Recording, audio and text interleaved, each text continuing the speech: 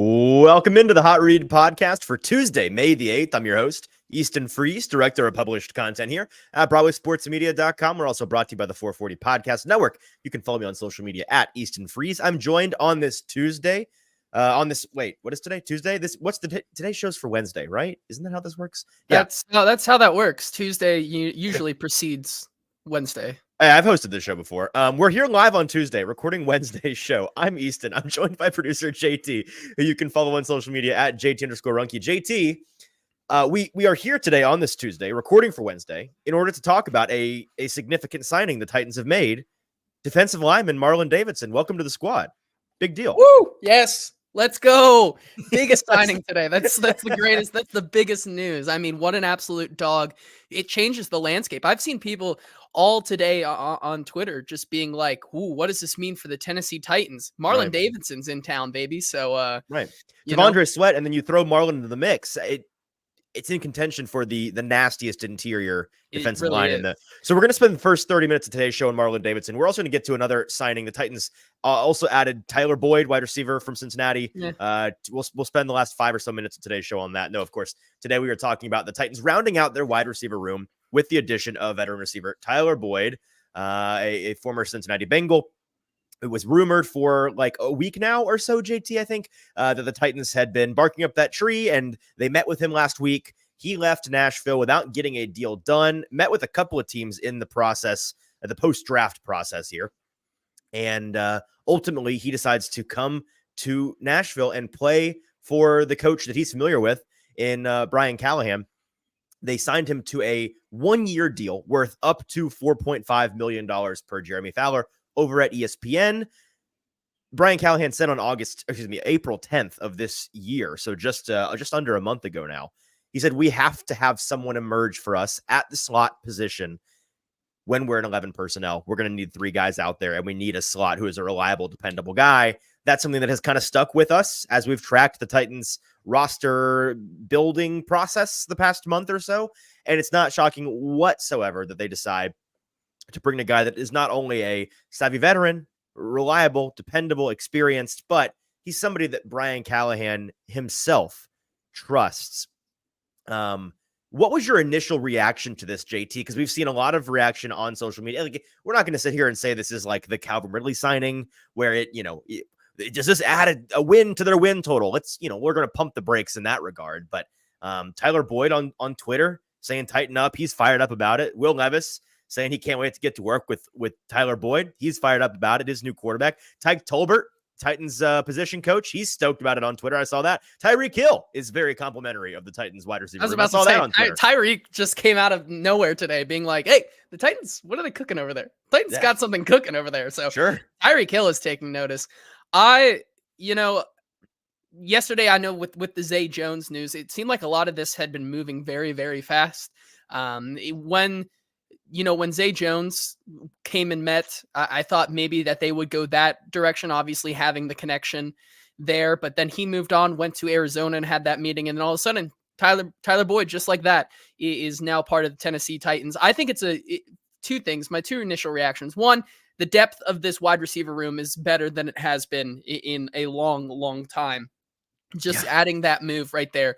I mean, low bar, generally speaking, but yes. It is a low bar, but the things that you can now do plan for the worst case scenarios in case one of your top 2 wide receivers go down. Tyler Boyd takes that panic level that you may have if he wasn't here, if a DeAndre Hopkins or a Calvin Ridley went out. It takes the panic level down a little bit. You don't have to anymore. You don't have to really feel like this room is unproven because you bring him in. And I think also it just continues to be kind of this theme of culture building for Brian Callahan in the new building. First bringing in Chidobe Awuzie at the beginning of the offseason, and now still really having a glaring need at the slot wide receiver position. Just bring in a guy who he's been with for the better part of half a decade.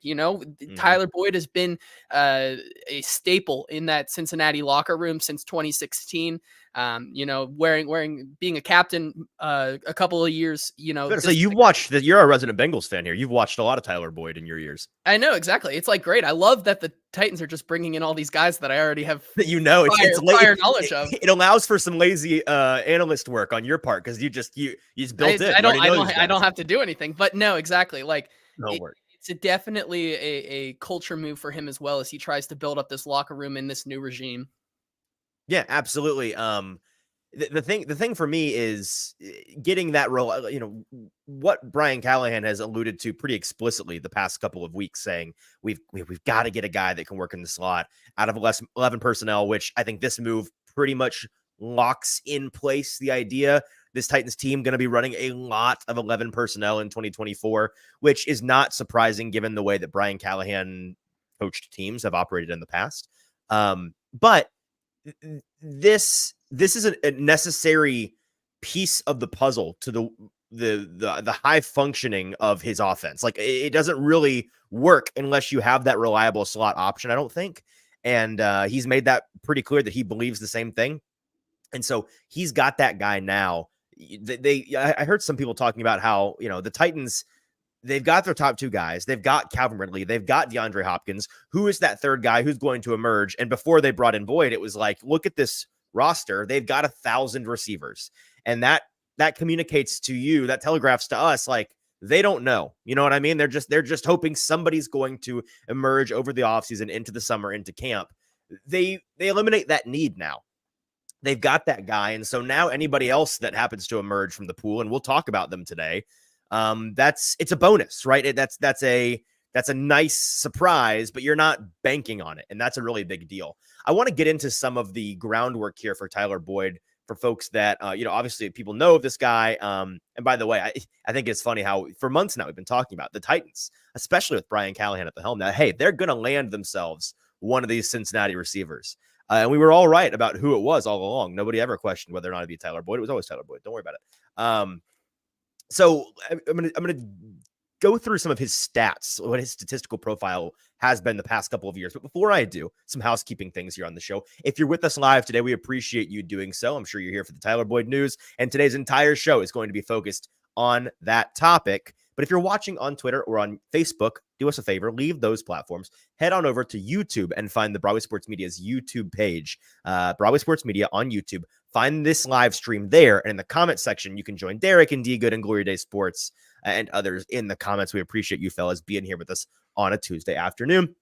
We want to hear all your thoughts, comments, questions, queries on what Tyler Boyd means for the Tennessee Titans, as is today's topic. Dustin saying JT having to teach days of the week right off the bat. That's where we're at. As soon as the draft is over, I don't even know where I am, what I'm doing, or what we're talking about on the show until we get to August, and then I'm reoriented. That's how this works. So do us that favor. And while you're on YouTube, if you're not already subscribed, if you're not already liking the video, do those two things for us, two buttons right there underneath the video, subscribe. And I know like half of you that watch aren't subscribed because like we see the metrics, guys. It's kind of embarrassing for you. Make sure you're subscribed. It's free for you. It's very helpful for us. How embarrassing. It's a tough look if you're constantly watching the Hot Read podcast and you are not subscribed. It's I'm looking really at you tough. right in the camera right now. That's right. Embarrassing. You know who you are. We're speaking right to you. And it's time for, I like to think, when you got a bad habit in life, you can think about it as one day, or you can think about it as day one. How about today one? Today is day one as the subscriber of the Hot Read podcast. That would be fantastic. Okay, some stats here from the fine servicers over at PFF. Looking at some of the advanced metrics on Tyler Boyd, he has seen his role diminish in the past couple of years. There was a time, JT, not too long ago in 2018-19, where he was the wide receiver one out there in Cincinnati. This was a time before T. Higgins, a time before Jamar Chase. And then as those guys have come in. Yeah, the end of the AJ Green era right there is when Tyler. Right, exactly. He bridged that gap. Yep. Exactly. He bridged that gap. And for a moment in time, he was their wide receiver one, even though he was more of a slot player, has always really been a slot player. His most, let me find this real quick. The most he's ever played outside of the slot was in 20 Wait, am I looking at the right person here? Yes. 2018. He played outside of the slot in 2018, 35.3% of his snaps. No, that's 2019. I'm doing a great job here. 2019, he was outside the slot that amount of time, 35.3% of the snaps. Pretty much every other season, he has been an inline guy for 80, 85, 90% of his snaps and has done a lot of good work there. Has a couple 1,000-yard seasons under his belt in 18 and 19, and that number has crept downwards in the past couple of years. In 2020 and 2021, hung 800. In 2022, 700, and last year just shy of 700. But in all of those seasons, as his yards after catch per reception have trickled down just a hair to last year being at 4.3. Never really been a yak guy, right? His ADOT diminishing in part last year, a big drop off. I think that a large part of that is not having Joe Burrow throw the ball to him a whole lot. That's going to drop everybody's ADOT, I'd imagine. And then yards per route run last year, a career low. He is 29 years old. We'll talk more about that age in a minute, but generally speaking, he's still got a lot left in the tank, despite dropping off every year since 2019. Tyler Boyd has demanded at least 80 targets every single year the past 5 seasons, and he's played in at least 15 games in the past 5 seasons. So he's a volume guy who is reliably playing on Sundays, and that's what the Titans needed as their inline player. They've built themselves here a wide receiver room that is reliable and flexible. Like, those are the things that pop out to me when I look at this group. There's no more needing Treylon Burks or Kyle Phillips or whoever to stay healthy, develop, and produce on the field on Sundays. Like, their passing game can succeed with or without those guys now that they have a top line of Ridley, Hopkins, and Boyd. And I mentioned the volume, JT. You look at the season reception totals for the Titans last year. They had DeAndre Hopkins, NWI, and Treylon Burks as their top 3 receivers in terms of total receptions on the year. Hopkins had 75. Next closest was NWI in the receiving room, 28 receptions, and Treylon Burks 16 receptions, 75, 28, and 16. The 2024 Titans, if you look at the 3 guys that they have lined up for this year, how they performed last year, you had Hopkins with 75, Calvin Ridley with 76, and Tyler Boyd with 67. A dramatic increase across the board. You now don't just have one guy that can handle volume, you have 3. So get ready to learn volume, buddy, because that's what Will Levis is going to be out there on Sunday, supplying the Titans with a lot of passes. Before I talk about their ages, JT, do you think from a Will Levis standpoint, when you think about the volume that is at least available to them, should they choose to be a heavy passing team? I know earlier in the offseason we've talked about how, hey, like, do you really want Will Levis to be a volume passer to the extent of a Josh Allen, a Patrick Mahomes, a Joe Burrow, or would you rather him be more of a pick and choose his spots guy, at least right now in his first year, getting the full offseason treatment and being the designated starter going in? Where's your head at in terms of this guy being relied upon to throw 30, 35, 40 times a game? Well, I certainly don't think that even with these weapons, I don't think that's the case. Like, I don't see, I could be completely wrong, but I don't foresee a world where Will Levis all of a sudden is like Jared Goff throwing 40 plus passes a game, like just going balls to the walls right with that. I think that when you look at that, like you said, he's been reliable and he's sneakily been over the course of his career kind of playing that security safety blanket for young quarterbacks and backup quarterbacks. That, is something that is really valuable. We talk about it all the time, how tight ends are rookie quarterbacks' best friends, but I think that in this case, Tyler Boyd can play a lot of that role. But next best thing is a reliable slot guy, exactly a QB's best friend kind of guy. Yeah. I think that, well, we've been talking about it all offseason, right? This is the Will Levis experiment year. Like, this is the experiment. How are we going to set him up? We're going to give him 3 guys who he can trust and depend on and be there game in and game out. So when you talk about, I don't know how many, passes he's going to throw. I would imagine like the sweet spot is somewhere between 22 to 25 passes a game for Will Levis. But when you look at like where those passes are going to go, I still think that even for being 29 and the wide receiver 3 on this team, Tyler Boyd is still going to demand a decent amount of those attempts. The way they built this room is so interesting from that standpoint, right? Because in 2024, they've got a super talented and pretty deep group. And we'll talk about the entire wide receiver room depth chart here in a minute. But like beyond this year, it's about as uncertain as you can get. So like they've done a great job in building this like rent-a-room of guys for Will Levis in this year that is the put up or shut up year for him. Like let's find out if this guy's got the goods. So he can prove that he's the guy, he can develop, and he's got no excuses on that front. But then, if he does that, great. You now kind of have a tricky task ahead of you in next offseason, looking at, okay, Calvin Ridley's back for at least one more year. Tyler Boyd, that rental year is over. We'll have to see how that went. And if we want to, re-sign a 30-year-old slot receiver, slot only guy, DeAndre Hopkins is going to be 32, pushing 33 next year. Do you really want that? Glory Day Sports saying this wide receiver room now can get half off at Golden Corral with their senior citizen discount. Trust me, we're going to talk about that here in a second. But it's a weird situation from looking at the team like long term. But I don't think it's weird bad. I think it's a pretty savvy approach because it allows for, hey, Will Levis just doesn't cut it. It's not going to work. Okay, you can completely reset next year. You're not going to have a Devontae Adams with the Raiders situation where you've got a stud or multiple studs on your roster just kind of wasting away, waiting for some quarterback to save them and probably becoming disgruntled in the process. That's not going to be the case here with the Titans. Yeah, and I think that's, it, like you said, savvy approach when you consider how the wide receiver position, really, you can build it like that. We've seen this offseason through the cornerback market and through the defensive line market, taking T'Vondre Sweat with the second round pick there, getting J.C. Latham to build up the trenches. That's all picks that are trying to prolong the sustained success of the Titans into 2025 and beyond.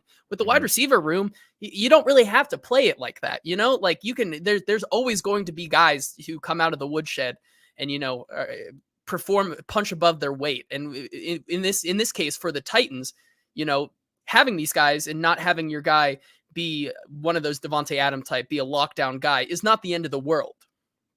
Yeah, I agree. Let's take it in this direction, JT. You hear that the age concerns from Glory Day Sports, and that's where the haters are going to be at mentally. Look at how old this room is. And it's true that nobody in the league really has built the wide receiver room like the Titans have. And I went through and actually, I'm not just saying that off the dome. There's nobody. No, I went and I tallied it up, and we're going to show you here in a second. If you're watching on YouTube, if you're just listening, rather, it's time to watch because we're going to show you something here in a second that I think you'll find interesting. But I tweeted this out last week when Pretty Ricky, the People's Insider, tweeted out that the Titans would be interested in Tyler Boyd and are going to end up signing him. That he was, never wrong, just early, Pretty Ricky, and he was just 5 or 6 days ahead of time. But I said when he said that, because joking or not, when you see that, I'm at the point now where I'm kind of thinking, if I see Pretty Ricky tweet it, I'm thinking it's probably going to happen. He's kind of on a heater lately. I got to give it to him. If he doesn't miss, he doesn't miss. So this is not a Pretty Ricky show, but we do like Pretty Ricky. He's like the canary in the coal mine. I won't say he's a rock solid insider. I have no idea where his sources come from. Yeah, it's fun to watch him get it right. But when he chirps up, you got to listen. You got to listen. That being said, I quote tweeted that last week, and I, half jokingly was like, "Wow, the Titans are really going to do it. They're going to put together the nursing home wide receiver room of the NFL, or the classic. This is the best wide receiver room of 2019 meme." That's objectively what this is, and a lot of people took issue. Very, very sensitive people took issue. Nursing home, oh come on, man! 29 years old, barely 30 years old. If you watch these guys, if you even watch these guys play, turn on the tape, bro. These guys still got it. Relax. Now that the Titans have signed Tyler Boyd, here's my word of advice, Titans fan: just don't be that dude, right? Don't get all defensive and butthurt over people calling your receiving room old. It's, first of all, it's a bad look, but it's most importantly, they are old. It's true. So don't get upset when somebody says something true to you. Old doesn't mean bad. That's the number one takeaway here. These guys, clearly, if you watched DeAndre Hopkins last year, clearly, if you watched Calvin Ridley last year, clearly, if you watched Tyler Boyd last year, they've still got gas in the tank. And these guys are, from the age perspective, maybe you say, okay, injury is the biggest thing. Sure. Maybe more fragile than some other receiving rooms in terms of their durability. But in terms of their ability on the field when they're healthy, these guys are still dogs, and they're still going to provide something to the Titans that they've not had as a collective wide receiver room in a while here. So if somebody tries to give you a hard time about how washed up these receivers are, just, laugh it off, remind them that these old men put up 2,700 yards combined last year, all in arguably worse situations. And that's something that I think people are going to underlook here, JT. Last year, DeAndre Hopkins, I think there's no arguing, worse situation because he was, we'll go back like 75 completions to him. The next closest receiver was NWI with 29, if I remember correctly. That's kind of hard when the defense knows the ball is coming to you. That makes it harder on you as a receiver. So he was in a worse situation. Then you go to Tyler Boyd. Who was the name of the quarterback he played with a lot last year? Browning. Jake Browning. Thank you. You think what you want about Will Levis. Going from Jake Browning to Will Levis, if you don't think that's an upgrade, then we really see the game differently. And then Calvin Ridley, yes, he was the one. Yes, he was playing with Trevor Lawrence. And depending on who you ask, Trevor Lawrence may very well be a much better quarterback than Will Levis. Some people would disagree with that. I would lean towards Trevor Lawrence is a better quarterback right now than than Will Levis is. But that may not be for long. That's just my personal opinion. That being said, he was the one in that system. If we go back to when we were talking about the possibility of Ridley for the Titans months ago, and JT, you bring up the reception perception profile, and it's like, man, when you look at the way they utilized him, it's not great. It's not ideal. Yeah, exactly. You start to question about, I think that was the whole argument. It's like, Calvin had some good spots. Did they use him correctly? Did they know what they had? I don't know. And so then you have to start questioning what you see on tape as well and be like, could he have done more if they just used him correctly? Right. And so he's that guy. He's the one, but he's the clear one. It just all those things. Like, I think maybe it's a lateral move in terms of his situation from last year to this year. The point being, they put up 2,700 yards last year, all of these old dudes. And they are old. And here's the demonstration of just how old they are, JT. I put my money where my mouth is, and I charted the starting receiver ages for every single team in the league. And if you're watching on YouTube, you may have to zoom in here a little bit, but this is every single team, their top 3 starters at the receiver position, their ages with averages. You notice the Titans are at the top, and it's not particularly close, guys. Like, the next oldest team is Miami, and they only became that like 7 hours ago whenever they signed OBJ. OBJ being 31 and a half years old really skews that number. But not only is I believe, let me go and double check here.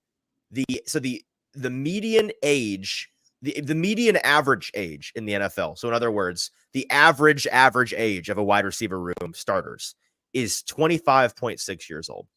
The Titans are sitting at a pretty 30.2 years old. They're the only team in the league to average over 30 years old with their 3 starting wide receivers. And they're the only team not the only team. Wait, double checking. No, they are. They're the only team in the league to average over 30 years old as their starting receiver group. And they're the only team in the league that does not have at least one starting receiver that is 26 years old or younger. Their youngest guy is Calvin Ridley, who is 29.3 years old. So they don't like that, their fourth guy, if Treylon Burks sticks around, and that's an if we'll talk about in a minute, he's the first point of youth when you go down the Titans depth chart at receiver now. Is that necessarily a bad thing? No, because as we've talked about, the way they built this roster, this group is specifically designed to enhance Will Levis this year, give him a cushy situation, see what they've got, and then work from there, and then build maybe more of a long-term view for this team going forward. But they are old, and I think the haters are going to have a point here in saying, man, can you really hype up that receiver room when, yeah, they're good, but you could argue at least 2 of them, maybe all 3 of them are over the hill. They're on decline, whatever that looks like. And they are all injury risks because they're on, nearing or are already on the wrong side of 30. Yeah, I think, well, first of all, as Derek points out in the comments, Ridley is 25. Ask him, on paper. That's a great point. So I should have put spiritual age on there. Not we could have done that as well. And, your argument would be totally wrecked there then. But I think when you look at especially Tyler Boyd from this standpoint, Calvin Ridley, I mean, when you talk about Calvin Ridley and you look back at his history, it's really just the suspension. Like, he has never been a guy who has had injury concerns. or anything like that. It's just that he had to take time off because he was betting on the game of football. And like that's well, it. no, Like, it was mental health, which was a true. real reason. Yes. And then Yes. and then it was betting, which was also real, but a much worse reason. Yeah. Yes. But I mean, like you said, in the last 3 seasons, Tyler Boyd has played at least 15 games. I mean, you could look at it last year when, you know, even without Joe Burrow at the helm, they had Jamar Chase and T. Higgins both go down for some time. And Tyler Boyd was able to step up in those games. I believe in 6 games where either Jamar Chase or T. Higgins missed, he had 26 receptions for about just under 300 yards in those games, including one game against the Houston Texans where he went that was off. 6 games? 6 games, yes. Okay. And you know, he had one game against Houston where he was the leading receiver, even with Jamar Chase there. He had 8 receptions for 112 yards in that game. Like, so not Volume. To say like that he can still do it. Can I ask you, you may not know this off the top of your head, but of those 6 games, those 6, he was the number 1 receiver, right? That's the criteria here? Well, yeah, either Jamar Chase or T. Higgins. Oh, either. Out. So one or the other. Okay. How many of those was without Joe Burrow? It was the majority of them, right? Or no? Yeah, I can go check real quick, but I know it was because they started the season with a healthy T and with a healthy Jamar, correct? And then they both went down some point later in the season. I believe it was, you know, he played week 10, 11, and 12 were the 3 big weeks that T. Higgins was out, which I think would put it right around where Joe Burrow made his exit, like in one of those games. Yeah, that's fair. We'll move on here in a second to some. You know what? Actually, I'm going to bump up a topic here on the rundown. Awaken. He's got this. Awaken to the eternal.com has got us pinned. This podcast is just about taking silent shots at the Titans. The rest of you that are with us live, you guys all know we on the Hot Read podcast, we hate the Titans. We think they stink and we hope they fail at every possible avenue. So you've got us pinned, Awaken. Absolutely. Other than age, Kane says, what will the media have to talk about? Great question. And as Kyle says here, agreed. D-Hop definitely didn't look 30 last year. Agreed. You just hope that cliff does not come for him quickly. Fair. But I want to get back to Kane's comment here. Other than age, what will the media have to talk about? And I had written down here at the end of the show just a thought that I had that I wanted to suss out a little bit on today's show. We'll bump it up to here. I've seen a lot of people post-draft looking at these national sites they put out there, their post-draft power rankings. They're now that free agency and the draft are behind us, we have a clear picture of what these teams are going to look like going into 2024. Just where does your team fit in the preseason power ranking situation? And spoiler, on most of them, the Titans are bottom 5. Every way too early 2025 mock has the Titans taking like a quarterback at 1 overall or 3 overall or something.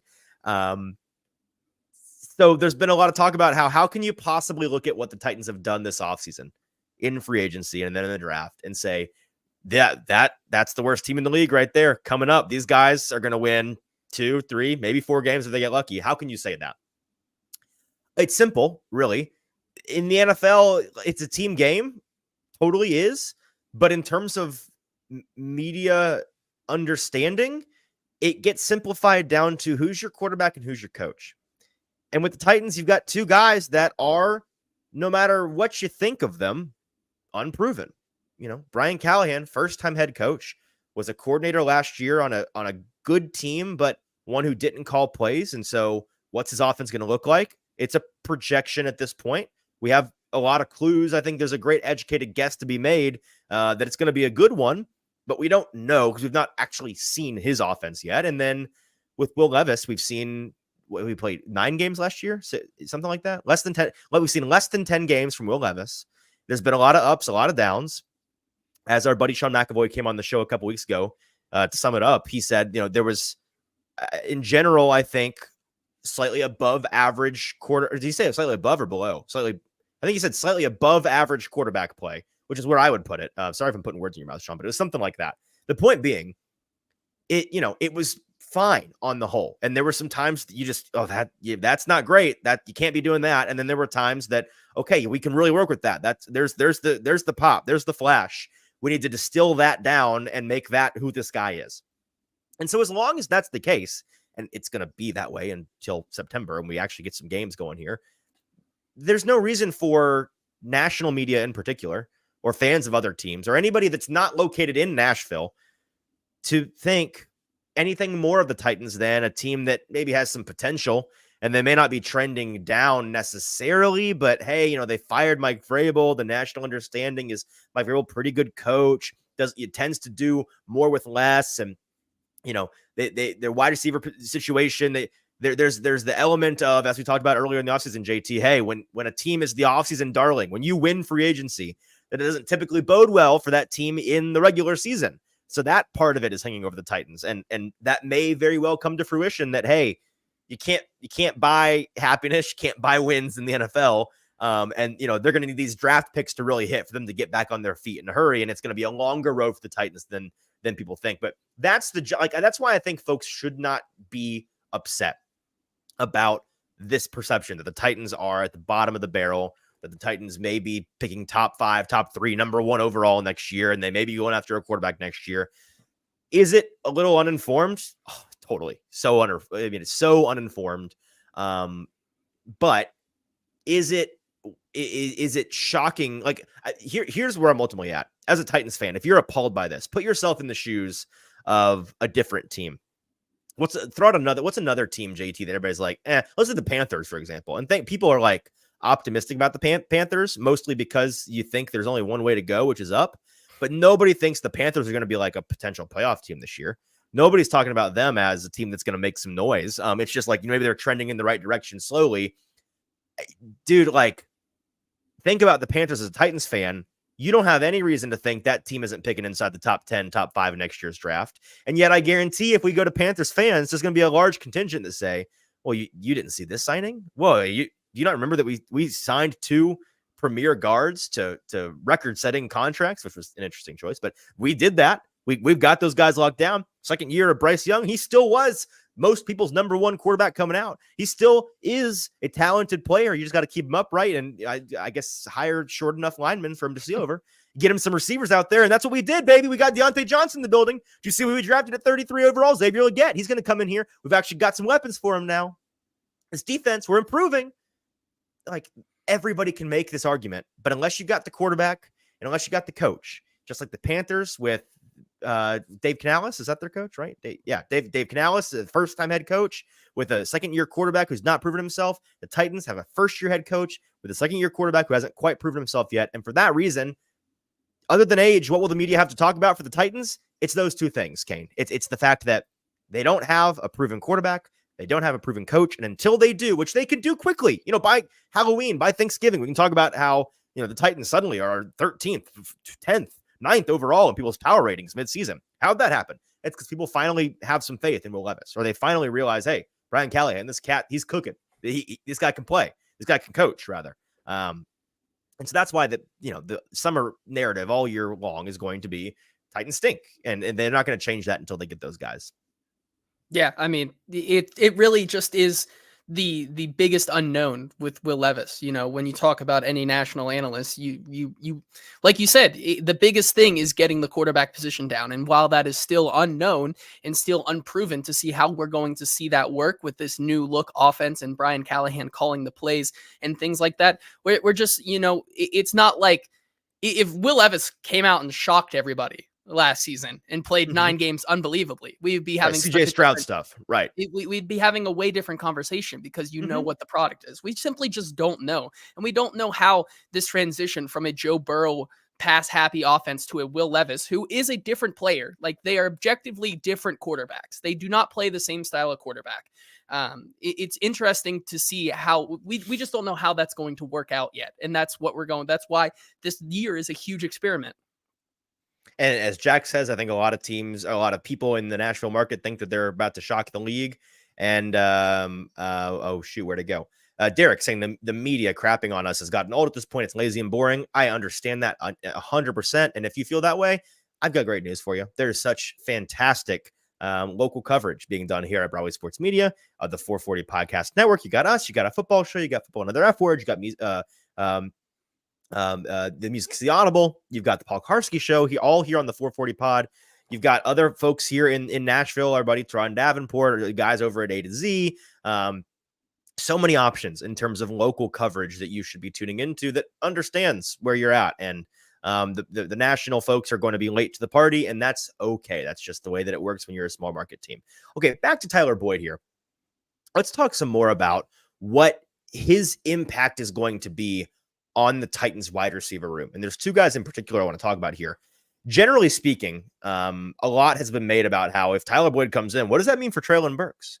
Former first round pick, a guy that, was going to be the 3 in this offense. Now is going to be the 4 behind Burks or behind Boyd. What does this mean for Burks? And the counter is not really much, right? Because he's an outside guy and, Tyler Boyd's coming in. He's a slot only guy. And so it's different worlds, it's apples and oranges.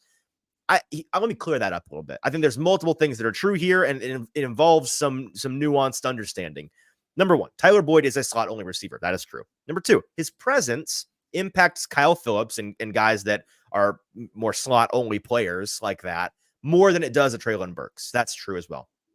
It's also true that Tyler Boyd is going to mean less snaps for Treylon Burks in an offense that is going to move their versatile receivers around. Like we know that DeAndre Hopkins did last year and is probably going to more this year. Move inside and outside. Calvin Ridley, same capability. Treylon Burks, same capability. There are some like myself who are awfully fond of, hey, let's make him in the big slot that he was a lot in college and let him utilize his skill set there. I think he may be best served playing as a big slot. And so if that's the case, he's going to have to share those reps with Tyler Boyd. Everybody's got to share with Tyler Boyd because he can only play inside. If you bump him out, it's going to be on a rare occasion. So that's true that even though he's a slot guy and Treylon may be a primarily outside receiver, he's taken targets from that guy. He's taken snaps from that guy. And then number 4, signing Boyd does speak, at least in part, to what this team's opinion of Treylon Burks is. With Burks in particular, his case has been the same since the season ended, JT, right? We were talking in January about how, okay, Treylon Burks next year, he's got to be the gravy guy. If he can't stay on the field or he just simply can't put it together as a player, no worries. But if he finally starts balling, like, that's great. That's a fantastic bonus. That's the gravy on top. That's the icing on the cake. But again, we're not relying upon him breaking out, relying upon him being a reliably healthy, viable option on Sundays for this passing offense to work. And so maybe they go and trade him, which there's been a lot of speculation there. It would not shock me if he's been on the trading block for a while now, if he's certainly on the trading block now that Tyler Boyd's in the building. And for the right price, it might make a lot of sense to this team. That would make this argument null and void. But if he's a Titan in 2024, that's the role he needs to fill, gravy guy. And with this wide receiver group as newly constructed, I think that he's going to. Yeah, I think I'm with you. It's really interesting, with those trade talks because he's costing you basically nothing. I mean, dirt cheap right now going into his 3rd season, to trade that away for maybe a 6th or a 5th round pick, even if you could get that, like, as Jerry says in the comments, like, would it be maybe a 7th, like in a pick swap or something? Like, I don't know. Let's talk about that. I don't know what the price is on let's take the projection out of it. What you think it would be. If you're the GM, what would you accept? What would you have to hear on the other end of that phone to say, yes, Treylon, pack your bags? I mean, for me, it'd have to be like a 3rd, I feel like. Okay. Which is never going to happen, right? It's never going to happen. I don't know. I don't see a reality where you trade this guy when you have the flexibility in his cost, trading that guy for less than a 3rd. I feel like when you have him and, there's can only go up. Like, if he doesn't play, like you said, he doesn't play, and that's just what it is. But like you said, you're not relying on him. So like there really is no reason to not keep him in the building. Now, I think that brings up a different point as we talked about earlier, like through this entire cycle. You talk about Treylon Burks as a possible slot option. And I feel like this move still just continues to tell me that the vibes of Treylon playing in the slot are just not how this team sees him and does not see how he can be better on the field at this level. In college that worked really well for him, but clearly at this level, when you talk about, hey, who do you think might play the slot? And you're talking about guys like NWY and Mason Kinsey and Kyle Phillips, and you don't even mention Treylon Burks. Not to say that Nick Holtz doesn't think that Treylon Burks can be a pivotal and a complementary wide receiver at the next level. But, you know, when he was talking about Treylon Burks, it didn't sound like he was so excited. You know, it sounded like, hey, Right. if he ends up working out, he ends up working out. But I don't know, you know, keeping him on the roster and seeing how he can develop, I think, is the best option there. But like you said, the Boyd will definitely play a huge factor into how much he is going to be playing. And, you know, I just think that Treylon is one of those guys that you see getting mixed in and out with more of a Calvin Ridley or a DeAndre Hopkins on the outside. Derek wants a 4th round pick and a decent right tackle. That'd be okay. I mean, yeah, me too. There's a lot of things I want in life that I won't be getting. Going back to the question of what you would accept, you know, when you 3rd round pick came out of your mouth, that was something that viscerally for me, I was like, relax. You know, I was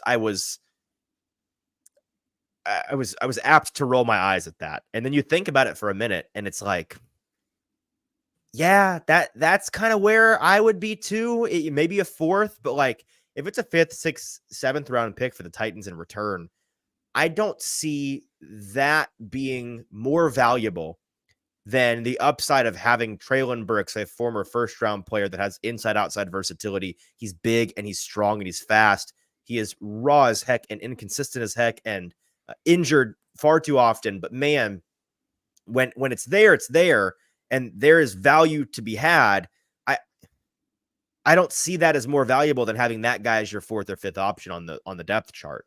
I really don't. And so while I wouldn't be surprised if they're shopping him, and I wouldn't be surprised if they moved him for pennies, because, you know, we've seen what this trade market looks like for the wide receivers this past offseason. It's been some interesting, it's been an interesting like market correction, I think, in people's minds about how receiver trades not as valuable as you think they as you think they are, maybe not as valuable as they once were, just because of the saturation of like you can get a receiver, a really nice receiver for free in the draft. They're just kind of churning them out at this point. The college factory of receivers just continues apace. And so I don't, if I had to guess today, I think they shop him. I don't think they move him. And I think he's the gravy guy in 2024. That's where my head's at. I think I'm with you. I think there is still some potential for him to carve out a role in this Titan specific offense. You know, I think whether it is, you know, playing that just deep threat vertical guy and hoping that he just finally learns how to catch the ball down there. Like if that works out, then like you have something there and you can build on that. But until then, you know, it's not like he's actively being a hindrance on your roster because, you, like you said, the cost of a Treylon Burks on the roster right now is so minuscule. Hurricane asks, on paper, is this one of the Titans' best off seasons ever? I mean, from a talent acquisition standpoint, they have added to their team a lot, and at the wide receiver position in particular, it's a very, very, you know, again, on paper, yes, it's a very nice job they've done the past couple of months. We've got to see it come to fruition though. Titan Tonio, out of nowhere, appreciate what you're doing. Get those likes up. Hashtag Titan up from Titan Tonio. We appreciate you, Titan Tonio. Let's talk about Kyle Phillips real quick. This impacts him more because he's a slot only guy that doesn't have a whole lot of upside as a special teamer. It seems he's not going to be a returner for the Titans anymore.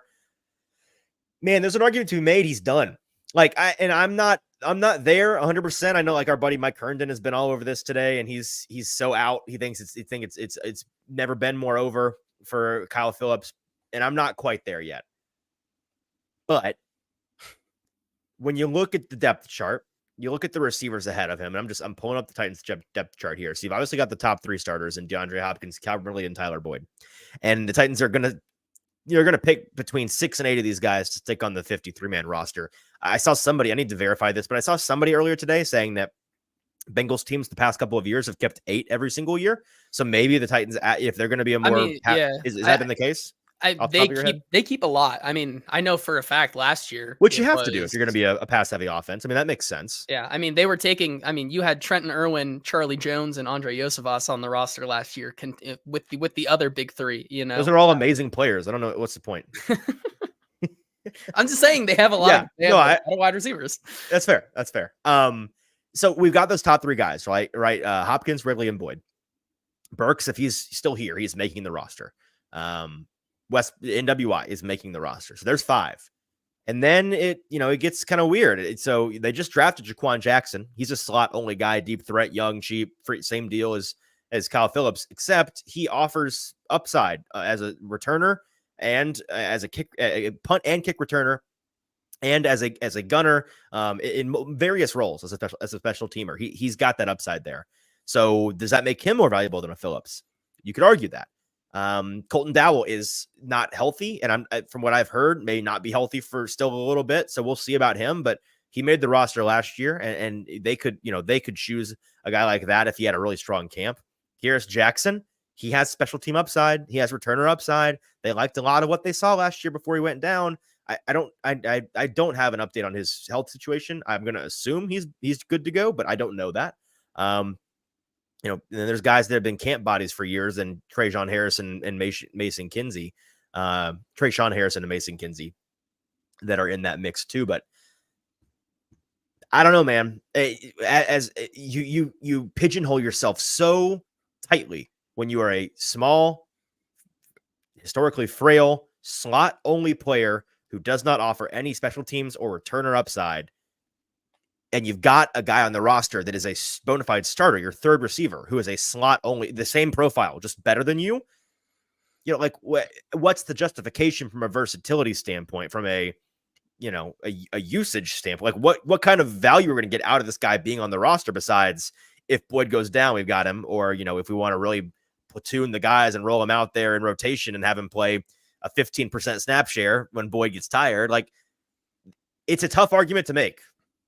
It really is. And I think that's what separates him from the crowd of like NWI and Burks, is because NWI and Burks can play on the outside and on the inside. Mm-hmm. Kyle Phillips can only play on the inside. And now that you it's clear to me with this signing that it says that, if one of these, like you said, if one of these options ends up working out for us, great. But we need an answer to this slot position now, and that's why they bring in Tyler Boyd. And it really, like you said, like it sucks for the player because between the not great success on the punt and kick returns for Kyle Phillips, and then also just being hurt the past couple of years, like it really just doesn't seem like there is a place for him. Yeah, and so I mean, we'll see, because I've had people text me today like, what's your honest evaluation of Kyle Phillips? And man, the honest take is that if you could just, we've been on this train for a while on the show. If you could just turn off injuries in the NFL, he would be cool. I'm very confident he'd be Tyler Boyd, right? He'd be a starting, strong NFL receiver that you're happy to have around. And he's very productive for you in the year, a potential 1,000-yard receiver guy, a Kyle Renfro breakout season type of guy. Like that's where he'd be, because when you watch him in practice, which I've done many, many times, he's dominant. He moves differently than any other guys on the depth chart. Like in practice drills, when they're going 11 on 11 or 7 on 7, he eats, but he can't stay healthy. And he does have serious limitations for his role. So it's just strange. We'll see. I'm not writing anybody off of the roster on May 7th here, but there's a chance that he is he's certainly on the ropes, and there's a chance he does not make this team. So we'll be monitoring that. The last thing I want to talk about before we get out of here, JT, is the receiver rooms in the AFC South. And I meant to make a slide for this. Let me, we're going to bootleg it here, and I'm going to share my screen because I have it pulled up. Here is, let's hope this works right. Yeah. So this is what our rundown looks like. It's just a Google Doc. And here's my tweet from earlier of the receiving rooms in the AFC South. Let's talk about the groups, because dare I say, is this a passing division now in the AFC South? That this is as strong a collection of receivers in this division as I can remember. So with the Colts, you got Michael Pittman Jr., Josh Downs, A.D. Mitchell, who they just added, Alec Pierce, is it Alex Doolin or Ashton Doolin? Ashton Doolin, and then Gould, Anthony the receiver. Gould. Yep. What's his first name? Anthony Gould, another receiver they just drafted, who is a slot only special teamsy kind of guy. The Jaguars got big old Gabe Davis, Brian Thomas Jr., who they just drafted in the first round, Christian Kirk, Moneybags Kirk, Devin Duvernay, Parker Washington, I believe a Penn State product from last year, 6th round pick, something like that. And then is that Charlie Jones there at the end? I think. I don't know. Well, I have no idea. So I wrote it down earlier and I've forgotten. Jones is their sixth guy. The Texans, Nico Collins, Stephon Diggs, Tank Dell, very strong starting three. We know this. Noah Brown. We'll talk about this in a minute, but their room really reflects the Titans like quite closely. And then of course Bobby Trees, former Titans legend, Robert Woods, and what's his first name? Mechie. Noah Brown, John Mechie the third. And then the Titans with Ridley, Hopkins, Boyd, Burks, NWI, and Phillips. No introduction needed there. Before we rank them, the only receiving group in this division right now where I look at it and I say, I don't think it's got superstar potential. That's the Jaguars. Just because even if Brian Thomas Jr. becomes an alpha 1 and is just a stud early, which I don't think is likely. I think he may take a little bit of developing, may take a year or two. It's still after him. It's Gabe Davis and Christian Kirk, and then a pretty notable drop off in my eyes to Devin Duvernay and Parker Washington. But the rest of these groups, man, I really like them, and I think they all have star potential. If A.D. Mitchell is like a dare I say a 1, if he really just puts it all together because he has the skill set to do that, or at maybe a more realistic, really strong 2, so Michael Pittman Jr.'s 1, and then you got Josh Downs as your 3. That's a really awesome group of 3 players. And Alec Pierce is your 4th depth guy. I like what you're cooking there. And then our buddy James came on the other day talking about how he really likes this Gould kid, Anthony Gould, as a potential deep threat, Speedy Gonzalez type of guy. So they've got a ton of potential. We know the Titans. We've talked about their potential. If Burks hits and NWI being a nice 5th option and these top 3 guys having the juice we've seen them have in past years, that all goes well. And they could be a dangerous group of receivers. And then the Texans, it's not really hard to say, okay, Nico Collins, ascending young player. He's sick. Stephon Diggs was a top 5, top 10 receiver in the league until 10 seconds ago. Maybe that was just a blip. Maybe he is still that dude. And then Tank Dell, if he can stay healthy, looked incredible last year to start. Noah Brown, really nice depth. I think the Texans and Titans match each other really, really well in terms of like comparing them. I think Ridley, Hopkins, Collins, Diggs is a relatively like parallel situation. I think Tank Dell and Tyler Boyd, I think Tank Dell is just a twitchier, more juiced up young version of Tyler Boyd as a slot, smaller body guy. And then Noah Brown and Treylon Burks, both big body 4th options that are traitsy as heck and, can develop and potentially be starters one day. I think they mirror each other really well. So that being said, I've vamped long enough, hopefully, JT, for you to put together your answer here. How would you rank these 4 rooms as we sit here on May 7th? It's tough. You're right. This is a passing division now because there's a lot of good receivers around here now. Mm-hmm. I think the Texans, just based on the big 3 alone, deserve that number 1 spot. I don't know. I guess you could argue it. I don't really see an argument outside of, if you want to think that the Titans just have. Well, if Tank Dell dies and Stephon Diggs is actually washed. This is true. That's the argument. That's the only argument. The argument. But even then, Noah Brown, John Mechie, I think still has a lot of potential. Robert Woods is a nice 7th option, I guess. Don't try to hype up Robert Woods. No, just don't. I appreciate the effort, but just it's okay. No, I was trying to, dig. I was trying to throw a little dig at him at the same time. Okay. I would have put Cade Stover is probably more on this list for receivers than Robert Woods, but that's tough. And then we get to number 2 over here. Stinks, but anyways. We get to number 2, and I think I'm going to stand up and I'm going to put the Colts second, man. How dare you? How dare you? I really like the receiver room, man. I really do. I really do. It's very close. Outrageous. It's really close. You know what? I'm going back to that comment. He was right. Where is it? Which one? There, Awaken. He's right that all this podcast is just taking shots at the Titans. You hate the Titans. He was the canary in the coal mine of today's episode. I guess he knew that you hate the Titans, and you couldn't help yourself in the 58th minute of the show. I guess I couldn't. I really like the Titans. The Colts and Titans wide receiver rooms, I think, are razor thin between what's 2 and 3.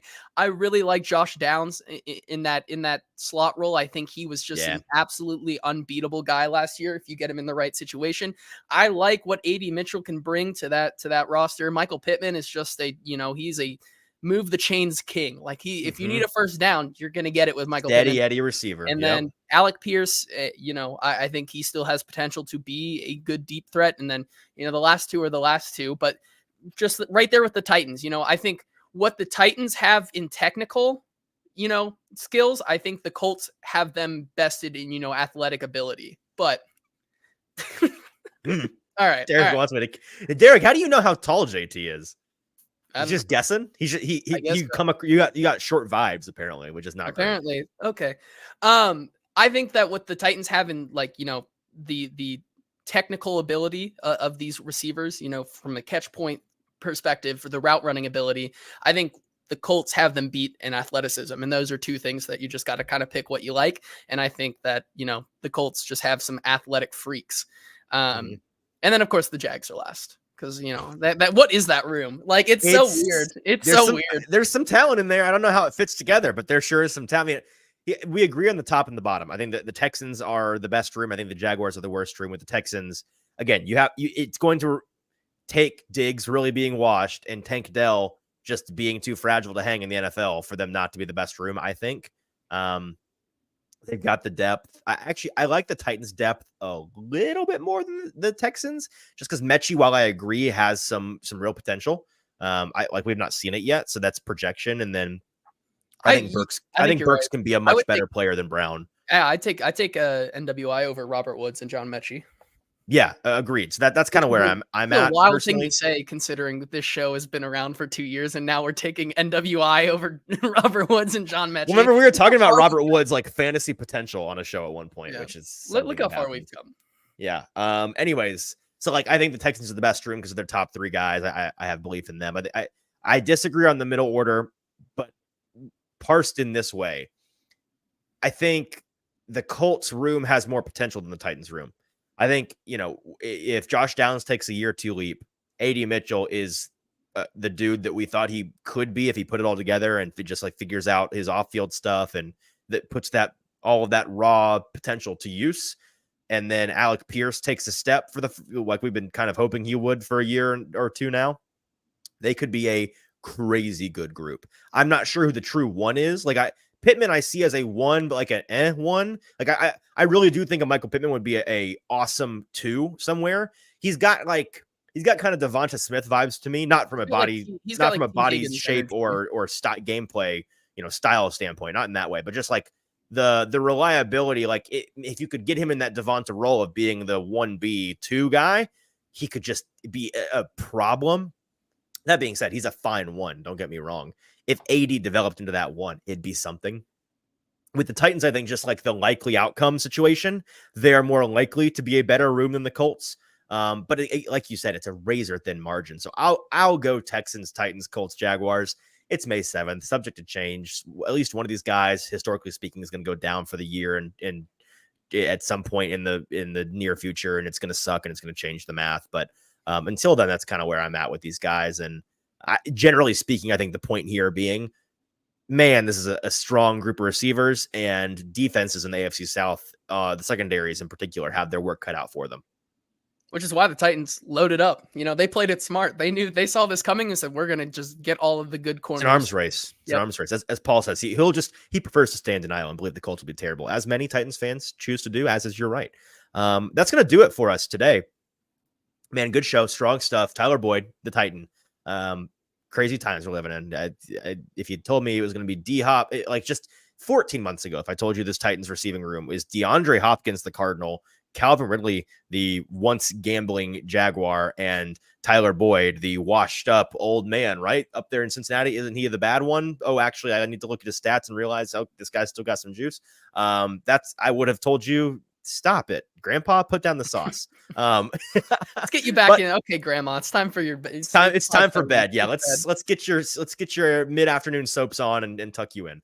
But now here we are. So crazy times we're living in. We'll be back on Thursday talking a little bit about the Titans upcoming camps situation, some rookie mini camps, some OTAs, previewing some things we're looking forward to seeing. We are going to hear from Titans folks on Thursday and on Friday. So on Thursday's show, probably talk about what we heard at some midday press conferences and at some of the first days of camp out there at the Titans facility, which I'll be in attendance for. But until then, we appreciate you being here with us, tuning in to today's show. Don't miss Thursday. Make sure you're subscribed, follow, retweet, all of these things. Tell a friend, be a friend and tell a friend about the show. That's the number one thing you can do here. Until then, for producer JT, I'm your host, Easton Freeze. This is the Hot Read Podcast, and we'll talk to you on Thursday.